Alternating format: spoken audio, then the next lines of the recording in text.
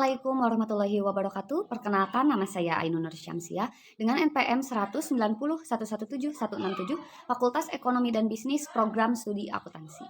Di sini saya akan mempresentasikan hasil penelitian saya dengan judul Pengaruh Dividen per Share dan Net Profit Margin terhadap harga saham. Studi empiris pada perusahaan manufaktur yang terdaftar di Bursa Efek Indonesia periode tahun 2017 sampai 2019. Judul ini diambil karena dilatar belakangi oleh fenomena-fenomena yang terjadi pada saat ini, seperti pada tanggal 29 Agustus 2019, harga saham PT Indofood Sukses Makmur terkoreksi dikarenakan harga saham Indofood tercatat banyak dilepas investor asing. Padahal sejauh ini, nilai jual bersih investor asing pada saham ini mencapai 7,62 miliar. Dari kejadian ini sehingga mengakibatkan harga saham Indofood terkoreksi anjlok sekitar 2,71% ke level 6.275 saham. Dari awal tahun hingga perdagangan hari ini, harga saham Indofood berada di zona merah yang terkoreksi 17,7%. Selanjutnya ada kerangka pemikiran. Berdasarkan pada teori para ahli dan penelitian terdahulu, maka saya menentukan dua hipotesis. Yang pertama yaitu dividen per share berpengaruh terhadap harga saham, dan yang kedua net profit margin berpengaruh terhadap harga saham. Selanjutnya ada tabel operasionalisasi. Yang pertama yaitu dividen per share, rasio yang dapat mengukur seberapa besar laba yang dibagikan untuk menggambarkan profitabilitas perusahaan. Dengan indikator dividen tunai dan lembar saham beredar menggunakan skala rasio. Yang kedua yaitu net profit margin, menghitung sejauh mana kemampuan perusahaan menghasilkan keuntungan pada tingkat penjualan, aset, dan modal saham tertentu. Dengan indikator laba setelah pajak dan penjualan bersih menggunakan skala rasio. Yang terakhir yaitu harga saham, yaitu harga yang terjadi di pasar bursa pada saat tertentu yang ditentukan oleh pelaku pasar, dengan indikator harga saham penutupan dengan skala rasio. Selanjutnya ada metodologi penelitian. Yang pertama yaitu sumber dan teknik pengumpulan data dengan sumber laporan keuangan menggunakan data sekunder dan teknik mendokumentasi. Yang kedua ada metode penelitian dengan menggunakan metode deskriptif dan verifikatif dengan pendekatan kuantitatif. Sebanyak 195 perusahaan populasi pada perusahaan manufaktur yang terdaftar di Bursa Efek Indonesia.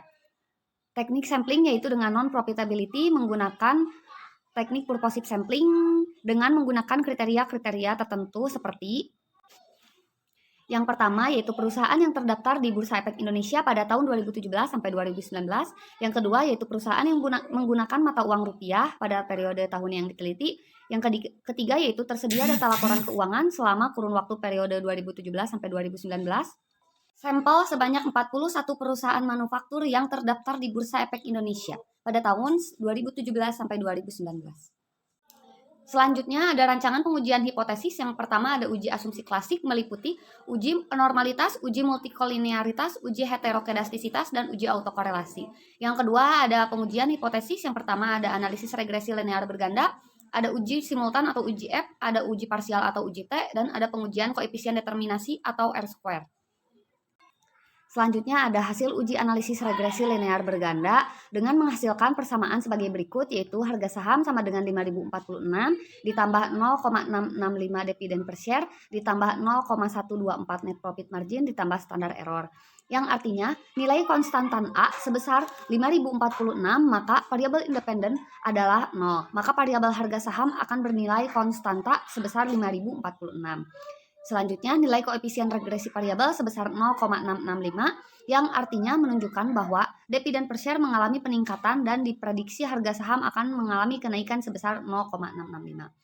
Selanjutnya yaitu nilai koefisien regresi variabel sebesar 0,124 yang menunjukkan bahwa net profit margin mengalami peningkatan dan diprediksi harga saham akan mengalami kenaikan sebesar 0,124.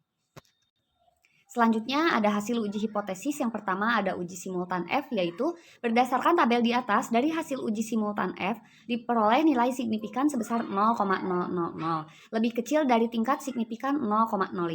Hal ini menunjukkan bahwa model ini dapat digunakan untuk pengujian antara variabel dividen per share dan net profit margin terhadap harga saham, sehingga penelitian ini dapat diajukan untuk penelitian berikutnya.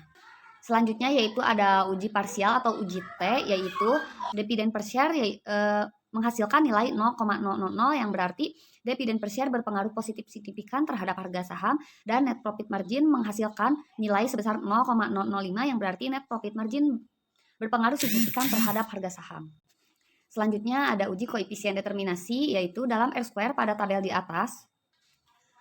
Persentase sebanyak 65,8% yang artinya harga saham dipengaruhi sebanyak 65,8% dipengaruhi oleh dividen per share dan net profit margin. Sisanya sebesar 34,2% dipengaruhi oleh variabel lainnya seperti earning per share dan debt to equity ratio. Selanjutnya yaitu kesimpulan. Yang pertama yaitu dividen per share berpengaruh positif signifikan terhadap harga saham, yang artinya semakin tinggi dividen per share perusahaan maka akan mempengaruhi harga saham di pasar modal. Sehingga besarnya pembagian dividen yang akan dibagikan kepada pemegang saham kemungkinan besar akan menarik investor untuk menanamkan saham pada perusahaan tersebut.